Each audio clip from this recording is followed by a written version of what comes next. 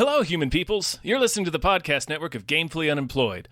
To support us and gain access to great exclusive podcasts like Fox Mulder is a Maniac, Tom and Jeff Watch Batman, Star Trek The Next Futurama, and our latest show, Spiel Boys, head over to patreon.com/gamefullyunemployed. We do game streaming, movie nights with our patrons every Friday night, and you can even commission your own podcast about anything you want. Literally anything, within reason, and we have to do it. You are quite frankly out of excuses not to go visit patreon.com/gamefullyunemployed. That's patreon.com/GAMEFULLY unemployed, which is spelled like it sounds.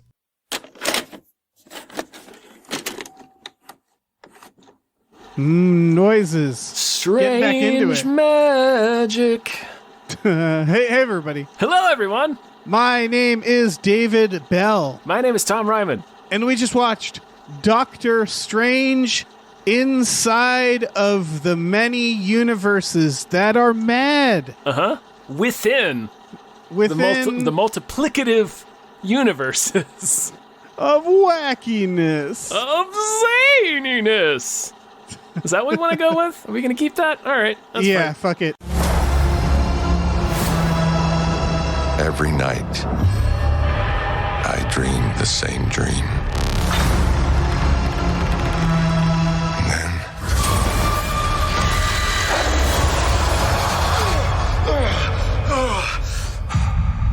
the nightmare begins. So jet lagged. Listen. Yeah, we're so this isn't actually going to be like, this is like the first thing we recorded since we're back. It's not the first thing people are going to hear, but I mean, fucking whatever. Yeah, I know. We're in the multiverse now, baby.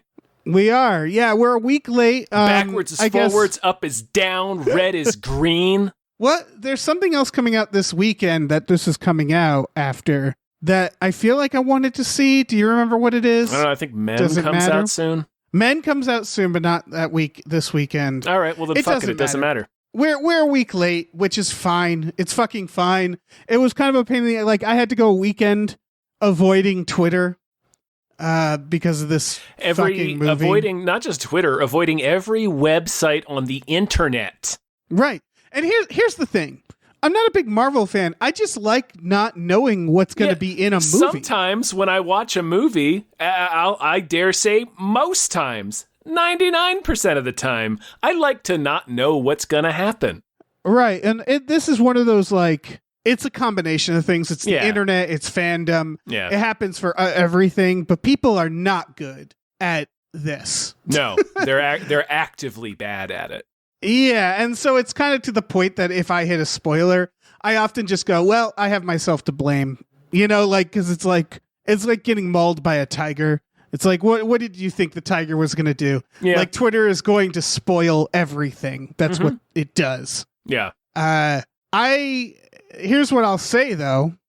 I didn't think there was much to spoil in this. Not really. I knew Professor X was going to be we in we it. all knew Professor Sex and his gleaming sexual dome, Right. and his bright yellow sexual wheelchair would be in the film. Oh, yeah. Yeah, when it hit the I got very close to laughing aloud, and yeah, and honestly, leaving. I got pretty close to leaving when that happened. Oh, that's great. We have so much to talk about here. Yeah, I'll preface this whole episode with one of the things I did see was Elizabeth Olsen made comments that have been circulated far and wide now, basically arguing on behalf of these gargantuan Marvel movies for Disney and how critics or people who deride them should be more mindful of the hundreds, if not thousands in some cases, of people who work very hard to make these movies. And it's like, well, sure. Yeah, like they're a jobs provider, of course. And obviously every movie you've ever seen, lots and lots of people worked really hard on. Right. However, when I went to see Doctor Strange at my local AMC, which is a 24-screen theater, every single theater was showing Doctor Strange. No other movie. And every single preview, with the exception of Top Gun, before Doctor Strange, was a preview for a Disney movie. Right. Or a preview for how great AMC is and how Nicole Kidman loves going there. And how she won a Pulitzer Heartbreak Prize. feels good. Yeah. Did you see that? Did you see that? No. Yeah, she won a Pulitzer Prize for public good or public messaging or something for that the movies are back commercial. The magic of the movies. Are you shitting me? I am in no way shitting you. She didn't make the commercial. She's just in it. Did she go to AMC and go, I got an idea, guys? Like, what the? That's fucking wild. Yeah, that is. No, but. That is beyond bonkers. Won a Pulitzer Prize in public service. Incredible. The movies are back. Service, you guys. Public service. If I for wrote her that role ad, in a commercial for a chain of movie theaters. In what way is that a public amazing. Service? Well, like, if I wrote that ad, I would be pissed. Yeah. Because, like, okay, if you're going to give it to that ad, sure, that's weird. At least give it to the people who, like, made the ad, not the actor who... It doesn't matter. Listen, to your point, yes, there's this weird, like... Whenever someone is like, you can't criticize this massive corporation, it's always silly. I get what she's saying. Like, I always think about being someone who criticizes movies and also aspires to write movies. I always feel like I might be burning bridges, you know? Because when you're in the industry, yeah, I get why you don't criticize other people in the industry, because you have to work for them. Yeah. You're trying to get, you're applying for all your future jobs every time you open your mouth. But I also know that people in the industry, grips, they know special effects artists, they know when a movie's bad. They know when a movie's bad. Yeah. Yeah. It's not like they're not going to get work because they're in a movie that's criticized. Certainly not this movie. Yeah, I saw Christina Holland, I think, former Cracked person. Talking about that. Talking about this, because she did visual effects for a lot of movies.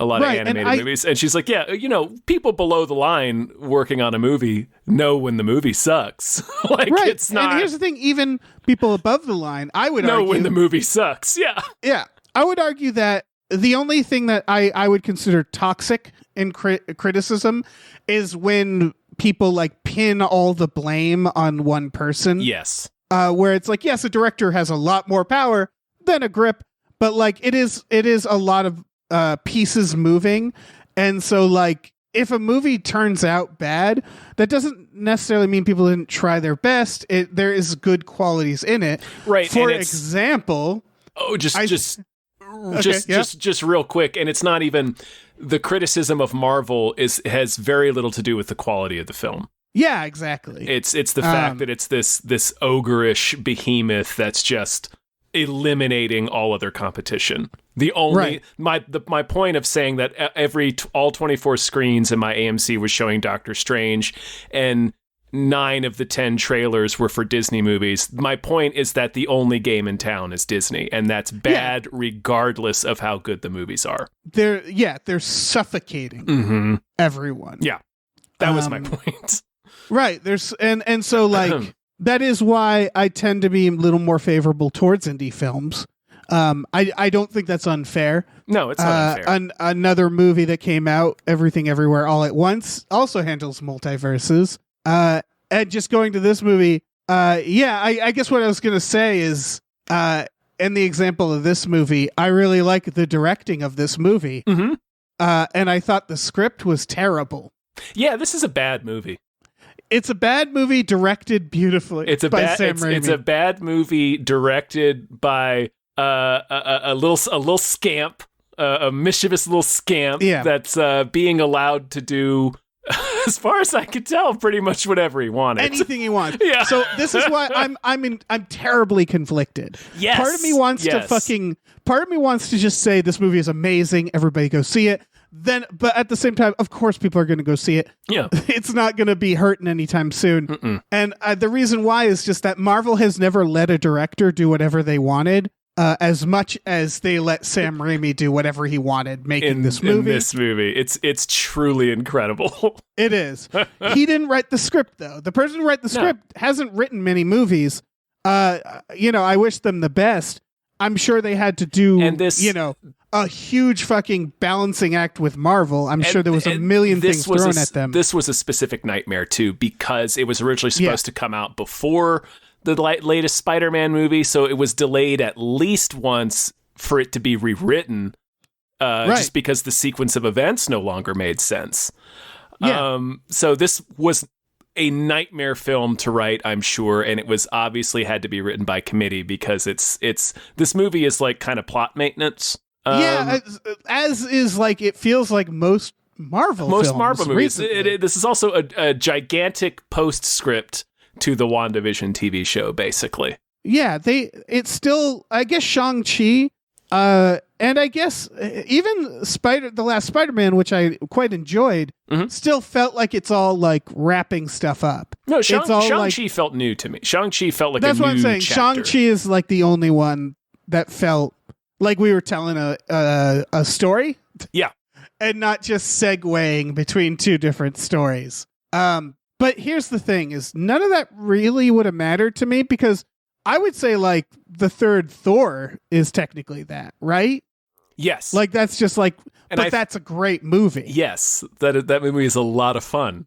And it's for a lot of the same reasons that make the good parts of this movie good, is that I feel like it wasn't super important to the higher ups what was in these movies necessarily, as long as they occupied the release quadrant that they needed and put in place the connective tissue that they needed for the next stage of Marvel films. So it's like, kind of do whatever you want. It's like a substitute teacher day. So we get this Doctor Strange sequel that is just Sam Raimi as fuck. Like, it's so... Again, best part of the movie. So delightful to see him pulling out his fucking Sam Raimi tricks in a fucking $300 million Marvel movie for Disney. Yeah. Fucking great. But I guess what it is that even though this is like, a transitional film, like we said, like Thor could, it can be fun. It can still be fun. Yeah. My biggest issue with the script of this movie is not much madness. Like, I brought up Everything Everywhere All at Once, which tackles the multiverse in this fucking balls to the wall way, right? Mm-hmm. And obviously, completely different film. But it's weird coming off of that film and going to this and realizing, like, how many multiverses did they actually hit? Like 3?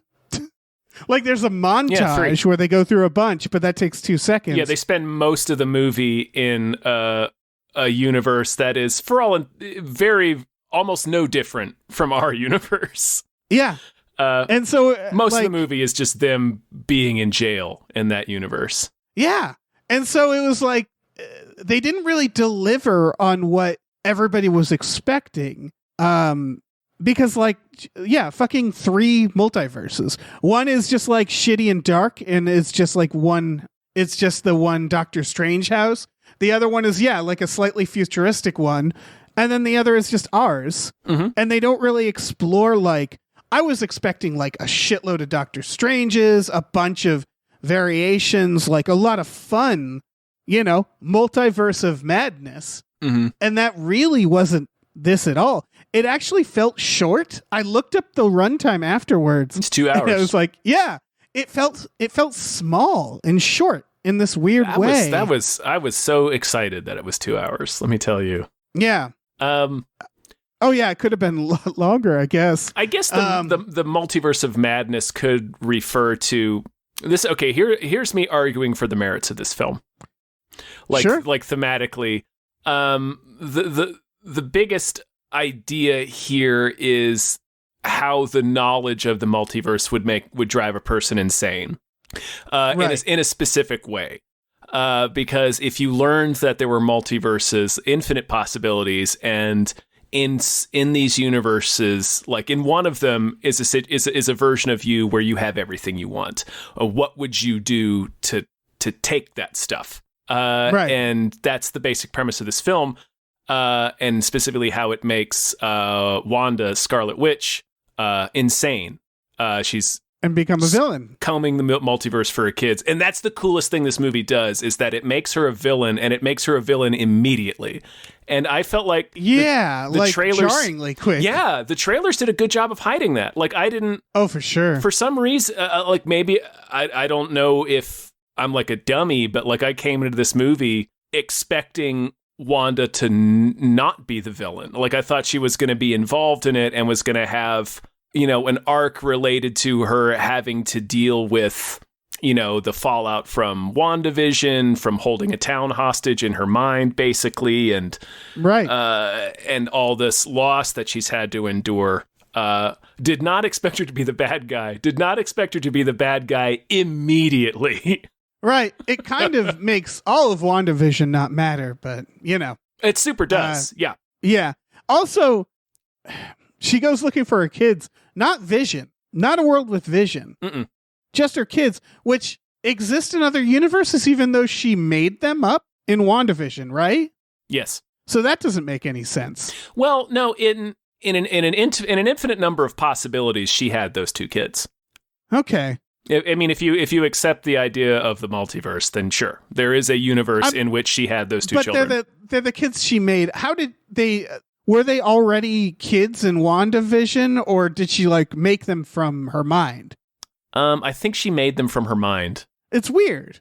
That's just weird to me that they happen to also exist in a multiverse. Despite, I guess you could argue, like, if they had set this up better, she could have been dreaming about them, because we learned that our dreams is our alternate selves in the multiverse. Yeah. I just starting to realize it's one of those things where this movie, I feel like we're going to get so many inconsistencies from, ultimately, of like these magic books that show up. Yeah. That's like, I never heard of these before. Like certain powers where it's going to be a lot of like, well, why didn't you do that in this previous movie?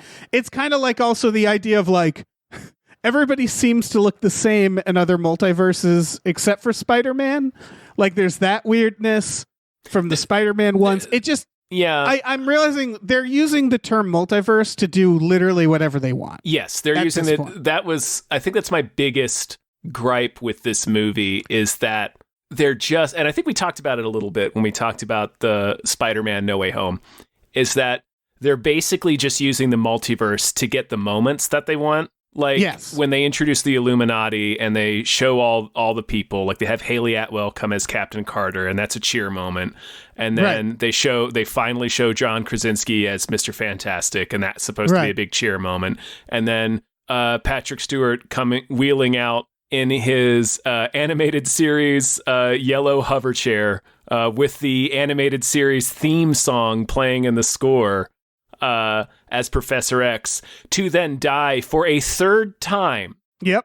In the history of Marvel. Won't be the last, Tom. Won't be the last time. He dies for the third time in this movie. It's fan fiction. It's just, they're just trotting out moments to get us to clap, and then they immediately kill everyone, which would have been... You know what my cynical view of that is? What's that? I think they're doing a James Gunn. I think they saw stuff like Peacemaker and Suicide Squad, and they were like, we can do that. And so they did that moment where they introduce a bunch of people and then they kill them in brutal or unceremonious ways, which was fun. Like, don't get me wrong, but it just, it felt like a response almost to that. I don't know if that's true at all. Well, that feels like a note, like a studio note of like, we should do that. Yeah, and it just made the cynicism of it so apparent, because it was just like, oh, well, you don't ever actually have to bring Patrick Stewart back after this. You don't ever necessarily have to bring John Krasinski back after this. Right, they will, but it would be hilarious if they didn't. They might. If they don't have to. I think I read something that they were planning to with Krasinski. Okay, but I'm just saying it became very, very apparent that they don't have to.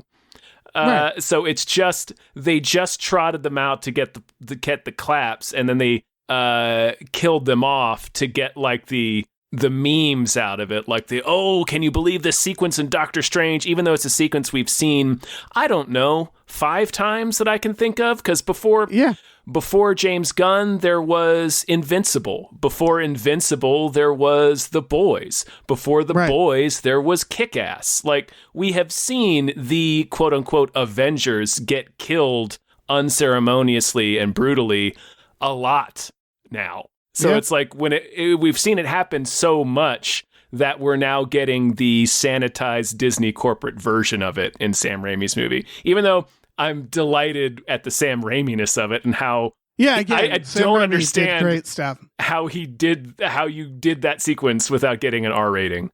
He walks that line when, like, you do not. This is one where people are going to be very upset about bringing kids This movie should have been R rated.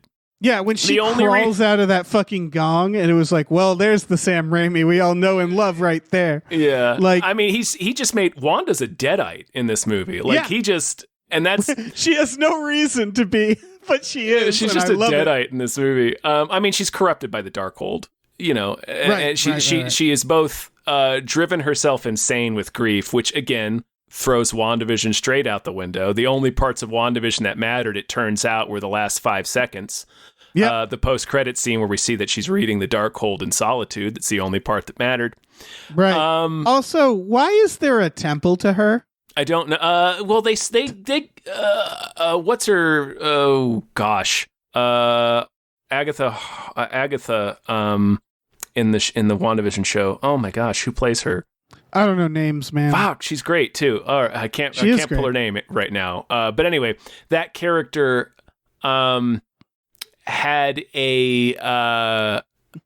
She laid some kind of spiel on her about how there's a prophecy about the Scarlet Witch and how. It's someone who has come and returned like over the years, I believe. All right, prophecy is very weak writing technique. Oh yeah, yes, of course it is. Just like the whole subplot with America Chavez, where it's I can't control my power. She learns nothing about having to control her power and is just able to control her power when the movie needs her to control her power. Yeah. On that subject, I want to pinpoint why, despite also having a lot of these problems. God damn it. Kathryn Hahn. There you go. All right. Despite having a lot of these problems, the last Spider-Man, No Way Home, was effective and I would say good. Yes. Compared to this. And what it comes down to is that they did all the fan service, but they also managed. They also made a story driven by characters that had an emotional payoff, an emotional resonance. It had an actual theme that made sense for the character and wasn't a cheat. Even though they had all this fan service in the movie, they still decided to make it mean something. Yep, I would argue this film barely has characters in it. Oh, no. They just have people who go from point A to point B. Like, there's no characters in this movie. America? I don't know the first fucking thing about her. Yeah, I know what's she that been doing she got scared by a bee.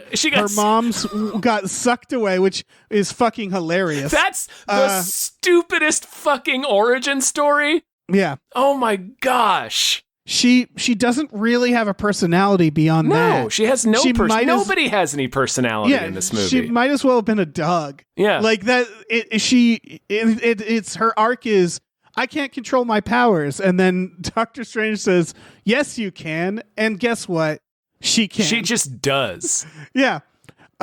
There's so many weird character inconsistencies. The one I've seen going around on the internet is Wong after Wanda kills almost everybody is like, I'm not telling you where to go to this temple or whatever. And she says, okay, well, I'll kill these 4 people. And he says, oh God, don't do that. I'll tell you. And it's like, really?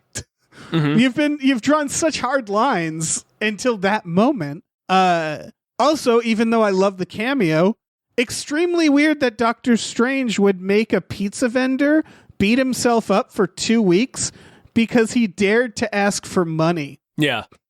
Like, that is the opposite of a hero. That is a villain. That is something Loki would do. Yeah. That is not something Doctor Strange would do. As hilarious as it is to have Bruce Campbell show up as Pizza Papa.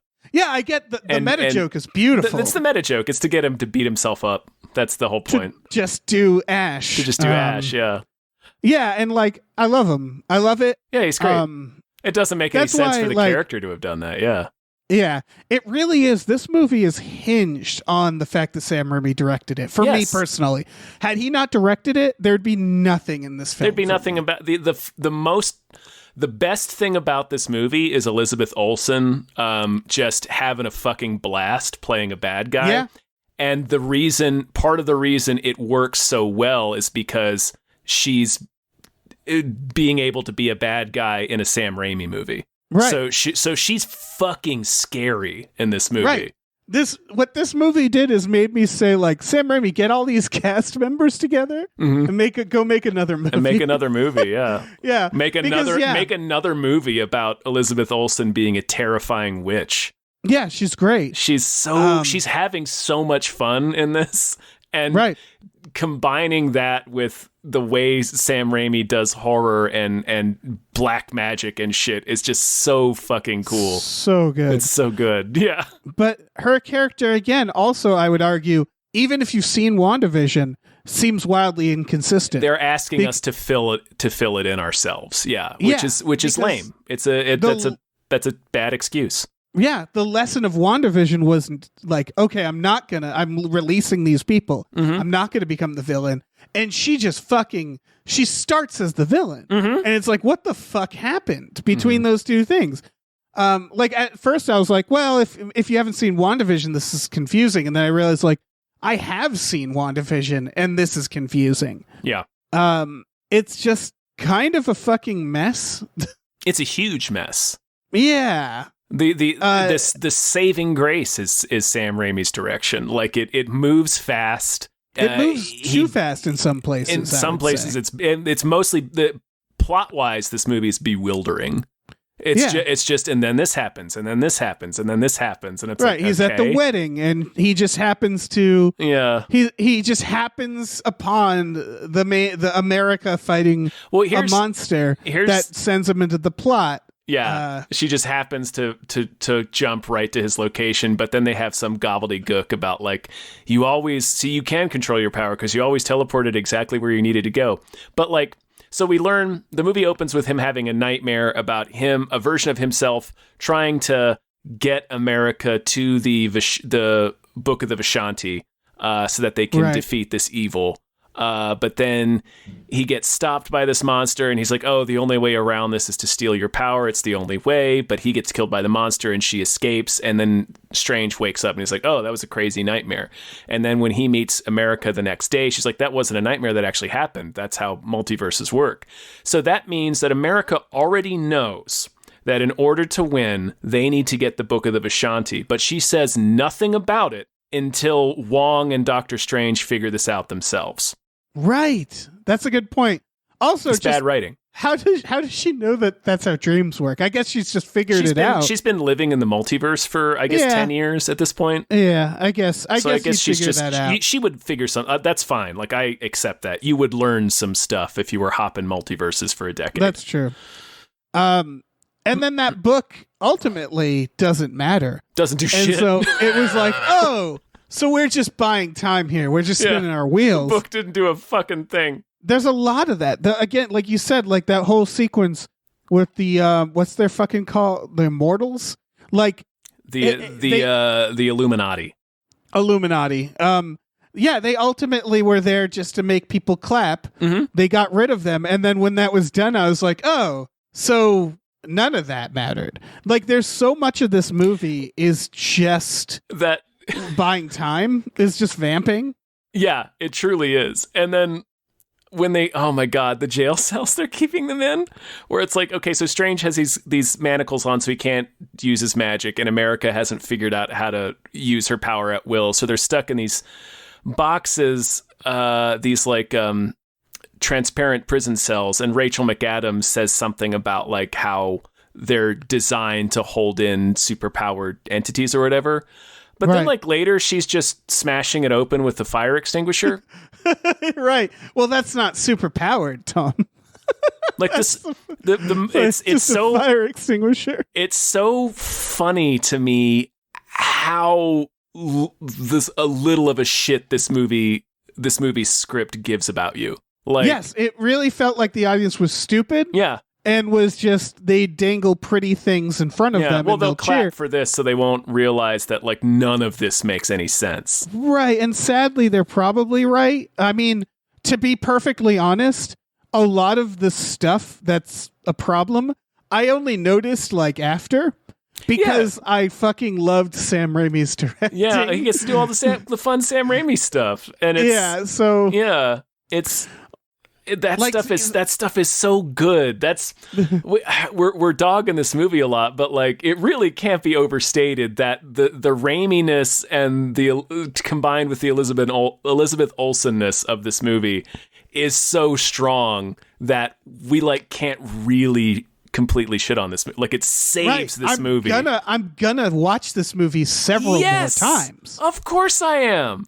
And I feel like an asshole for that, but it has nothing. Here's the thing is that the cynicism comes from Marvel fandom for me, which is ironic considering how much I am with this movie with my Sam Raimi fandom. Yeah. Which is no different, where I'm like, oh, he made his hand possessed. He did the thing. So like, if you watch this movie and you didn't give a shit about Sam Raimi or Marvel, there'd be nothing in it for you. But I would say that if you're such a Marvel fan that you don't give a fuck if a movie insults your intelligence, then you'll enjoy it.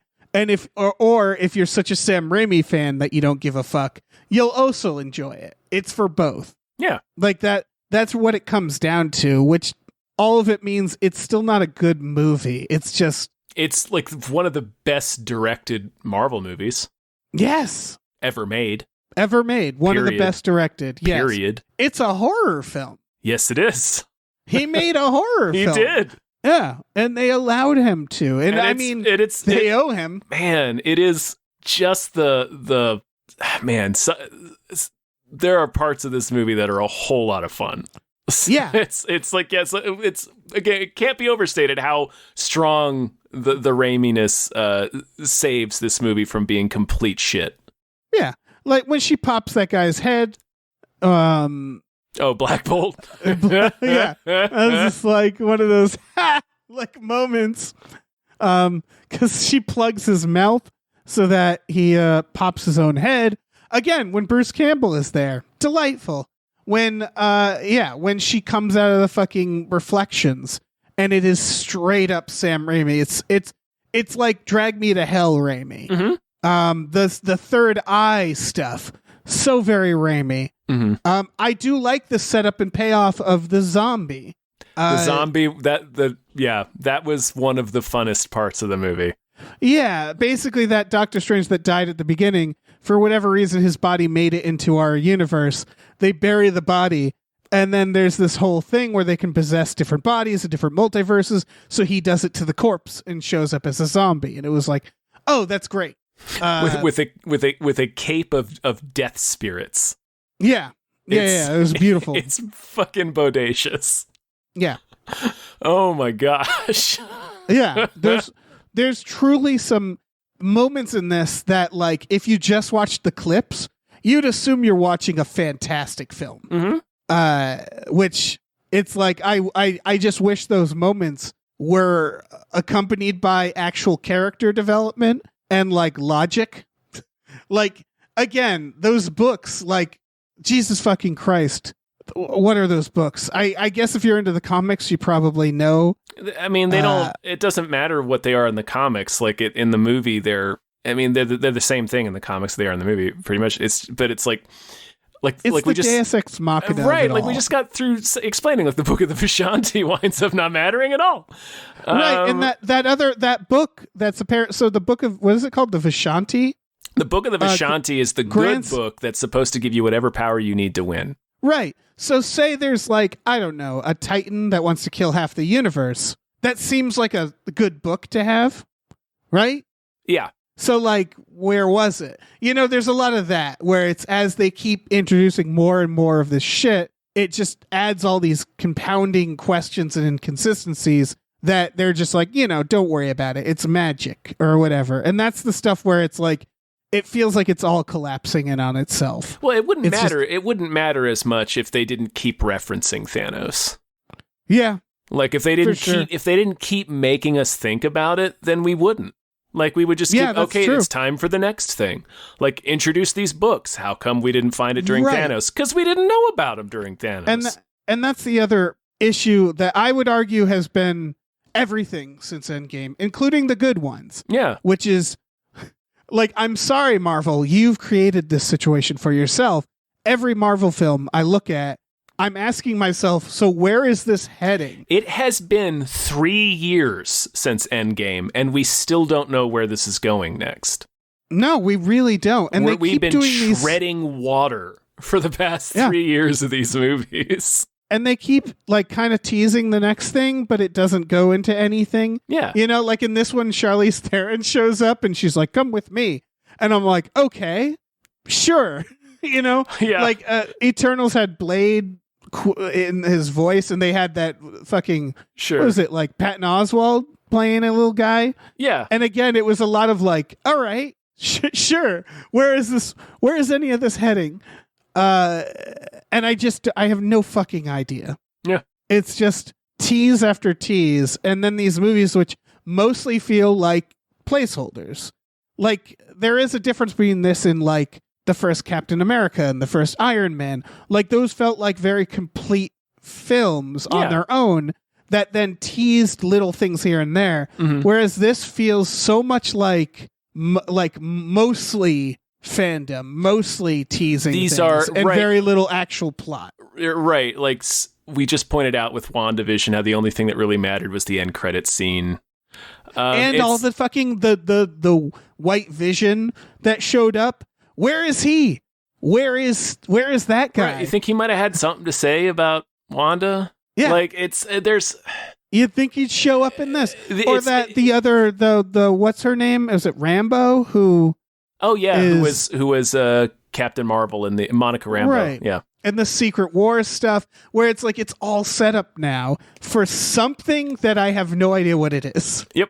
So all like, just you wait. What I was going to say is every one of these movies with like except for like Shang-Chi, I guess. But like these movies have just felt since Endgame, these movies have just felt like 2 to 2.5 hour long post-credit scenes. Yeah. That's exactly what they feel like. And you say, okay, like you just I don't feel like I'm getting much of a story in the moment. Much of like a complete like I'm not it just seems like the characters aren't really growing or changing. In some cases, there seem to be reverting. Yeah, we're just running errands. Yeah, it's side missions. It's all side missions. Yeah, and I don't know. I think they know this. I think the pandemic kind of fucked them up too. Yeah, but it's really starting to get noticeable. Even as much fun as I'm having in some of these movies. Yeah, it's just I don't know, man. It's winding down. And that's honestly okay. They've made like fucking 20 of these. Wait, dude, way more. Way more, yeah. They've managed to do a pretty, like, considering that this is so many movies that are supposed to be interwoven and have to be consistent, and you have to constantly explain why other characters aren't there, you know? It's that very basic idea of like, why don't they call Thor? You know, all that shit. Considering all the juggling they have to do, up until Endgame, they did pretty good. Mm-hmm. There's some issues, but now it just feels like they've sort of like, it's almost like a release where they're like, you know what? Who gives a shit? Yeah. Like, it just feels like, again, fan fiction at this point. And that's okay. Again, it's like they told their story. They can maybe, I don't know what, reset the universe, do the DC thing where they start making like separate films, you know? Yeah, that'd be more fun. Standalone. It really seems like they could use some standalone films. Mm-hmm. Like if they were just like, we're making Blade, that would be way more exciting than the Blade that we're going to get, where we're making Blade and there's going to be like 20 other things. Yeah. That we have to weave into it, you know? It's put Morbius in there. It's the summer of Morbius. It's the summer of Morbius. It's the summer of Morbius, Dave. Yeah. Have Morbius in the beginning and the first 10 minutes and Blade just cuts off his head. Yep. That's Have all it we be need. The first vampire that Blade kills. A trash ass movie. Yeah. I want that. I want him to cut off his head and say method act that. Yeah. And then yeah, garbage. And then we never But yeah, like fucking Mahershala Ali is Blade. Come on, that's got to be good, but if they keep bogging it all down with this horse shit, it really is like they forgot to make an actual, like, I don't know, movie here. Yeah. Like, I'm trying to think of, I don't know, man. I don't know. It's whatever. This is a very bad movie rescued by two just incredible elements. Yeah. Which isn't to say that everybody isn't doing a great job. No. But it's definitely like Sam Raimi making Demon Elizabeth Olsen. Yep. Is delightful. The fucking, even again, as silly as it was, the Professor X going into her mind and being jump scared to death. Great. Yeah. When Sam Raimi is killing it. She disappears in the rubble and the sound drops out. I was like, Raimi, you bastard. Yeah. Yeah, this is a movie worth seeing because of Sam Raimi. Because they gave Sam Raimi way too much money to basically make a high budget Evil Dead. At least in terms of the style, not the plot. The style, yeah. Yeah. Although there is a book. It is about a book of evil, a book of the dead specifically. Yeah. So like, and again, they owe him. He made 2.5 successful Spider-Mans. I mean, the third was one of the biggest movies of all time at the time. Yeah, I'm counting half because of the, people didn't like it. But yes, he made them a lot of money. Mm-hmm. And so, yeah, they really should learn. One of the lessons they do need to learn from this is let directors direct, because like, again, imagine if they got some like indie director who made like a couple of TV show episodes like they love to do, and told them everything they had to do, lit it like every Marvel, shot it like every Marvel. This would be such a piece of shit. Yeah. This would be a real Thor the Dark World. Yeah, it is so important that they let Sam Raimi, a unique director, direct this, because it single-handedly saves this film. Mm-hmm. And so if they should learn that lesson. I don't know if they will. We'll see. Yeah. We'll see. We'll see. We'll see when Thor: Love and Thunder comes out. Yeah. I'm sure that's going to be Taika Waititi as shit. Oh, yeah. Absolutely. I think the thing that makes the difference is Sam Raimi is not a writer-director. I mean, he is, but he's not. That's not what makes him unique, right? No. Whereas Taika and James Gunn, like, they're good directors, don't get me wrong, but their writing is a big part of it, right? Yes, yeah. And Marvel tends to be extremely good. Like, it seems like if you're a writer or an actor, Marvel is actually really liberating. Like, they'll let you do a lot of stuff. Whereas if you're a director, they don't tend to, which is why this is unique. Mm-hmm. Yeah, because visually, this is not like a Marvel film, right? And it's the 4-quadrant blockbuster, sort of like the big box retail idea, where they all have to look uniform so that everybody knows it's a Marvel movie. Yeah, this straight up has the Evil Dead shots. It has the fucking the shaky cam shots and the going like in ridiculous angles and like it's full on Sam Raimi, to the point that he even does like. One of the things Sam Raimi does that we always forget is he'll often do the like slow transitions or like the montagey stuff. Mm-hmm. And they do that in this. Yes, they do. He does all the stuff. Great. Yeah. And it's this movie also has disturbing violence in it. Yeah. And just the idea that they were allowed to do this in a right. $500 million Disney Marvel movie. Fucking great. It's bonkers. Movies, I would argue movies used to do this more. And I'm glad we're like, I really hope this, and like obviously DC already learned this lesson about, letting directors like make the films they want to make, for better or for worse. Yeah. And so like, it's just nice to see Marvel coming around to that. And I just hope they keep doing it. I hope they go back to Edgar Wright and be like, look, you can do whatever you want this time. Like, I want to like that really does save this for me, is that like, I will forgive a lot if it's made in an interesting way. And, that's probably just me, but... Yeah, 100%.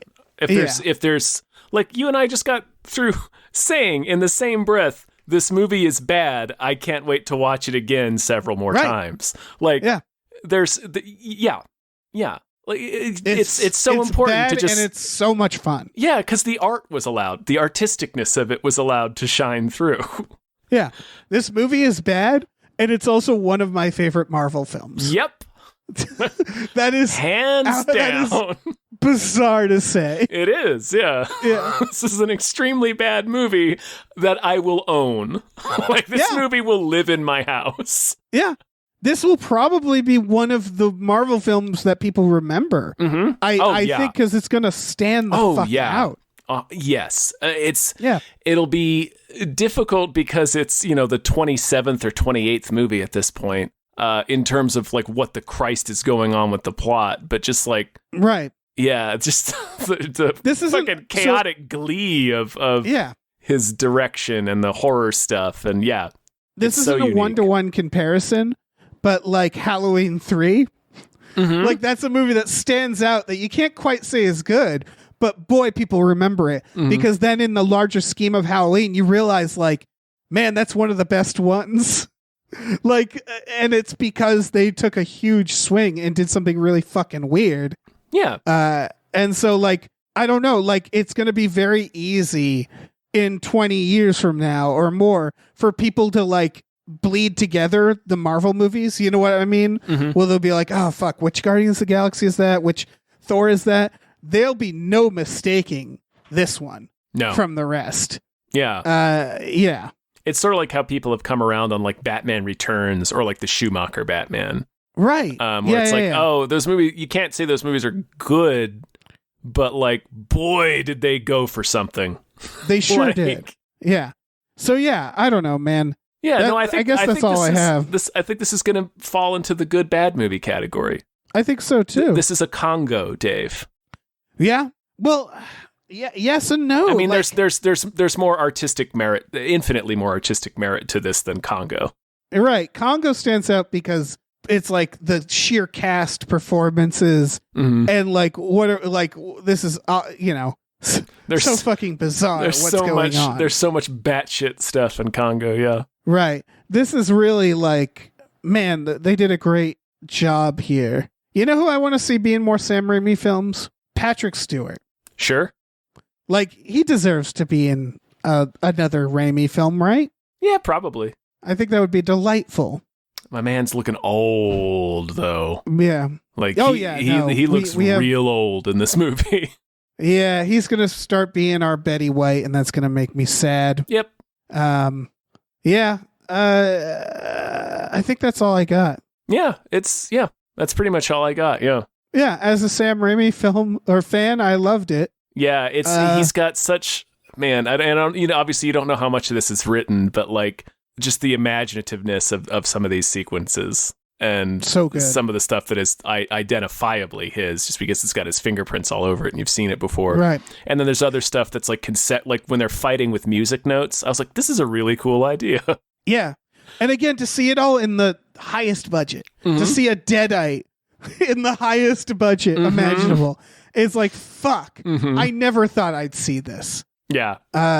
Give him $300 million to make another Evil Dead, please. Do it, you cowards. Yeah. It'll make less than a 16th of that, but still. Do it. You can afford to. Yeah, why not? He's made you plenty of money. Give us something back. Yeah, this is Evil Dead with Patrick Stewart. Yeah, do that. Yeah, fuck it. But yeah, this has already made all the money in the goddamn universe. Of course it has. Of course it has. In the multiverse. Like I'm seeing, and I get it, but I'm seeing a lot on the social medias of people who have seen it 3 or 4 times already. And my screening at a like 7 on a Tuesday night was full. Right. Yeah, people are enjoying this film, it seems. So this is going to continue making all of the money for them. So Sam Raimi will have produced 4 global hit $1 billion pictures for Marvel.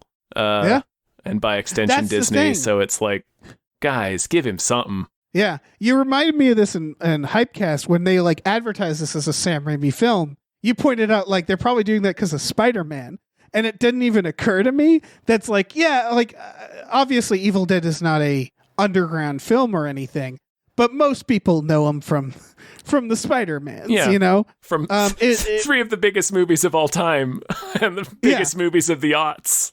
I had a shock about that because after the post-credit scene, which is Bruce Campbell again, everybody got up in the theater, and the couple behind me, one of them said to the other, "Oh man, I love Burn Notice." It's like, Jesus Christ. Uh-huh. That's where you know him from? Sure, why not? Fuck me. He's great on Burn Notice. He is, but again, it's like, it's just so funny that is a thing, and it's like, again, so Evil Dead isn't underground by any means, but it is like, yeah, I guess people would know him from Burn Notice these days. Yeah. That's so weird to me. That's what my mom knows him from. Yeah, exactly. Yeah. Well, you got to show your mom Evil Dead. She took me to see Army of Darkness in the theater. Oh, good for her. So I think she like remembers that that's him because I told her, but like she knows him from Burn Notice. Anyway, we don't need to get into all that. We're just talking now. Yeah, now we're just talking. So we should probably end the episode, Dave. What do you think? All right, we should. Hey, folks, thanks for listening. Yeah. We have a Patreon, patreon.com/gamefullyunemployed. You can go on there. There'll be exclusive podcasts like Tom and Jeff Watch Batman, Fox Mulder is a Maniac, Star Trek The Next Futurama, and Spiel Boys. That's all for $5 a month. You get access to all of that. For a little more, we watch movies every Friday night with our patrons. There's other tiers there where you can get custom We Just Watched episodes. There's a lot of stuff going on. We'll probably add more at some point. There's been murmurs of plans of things that we can kind of add to sweeten the deal for you guys. So check that out. Mm-hmm. Different multiverses we could add, perhaps. Yeah. Who knows? We also have a store. Head over to gamefullyunemployed.com. You can find a link to our Teespring store where we have all kinds of cool original artwork and designs you can get on t-shirts, mugs, stickers, posters, all kinds of things. So check that out. Check it out. Also, give us a review wherever you listen give to us podcasts. a review, if you will. I will. Yeah, you will. Can we review our own stuff? Is that illegal? I think so. I think it's legal. Yeah. Okay. You have to use a false name though. Wear a fake mustache. Wear a disguise while you type it, and the police will never find you. Those idiots. Mm-hmm.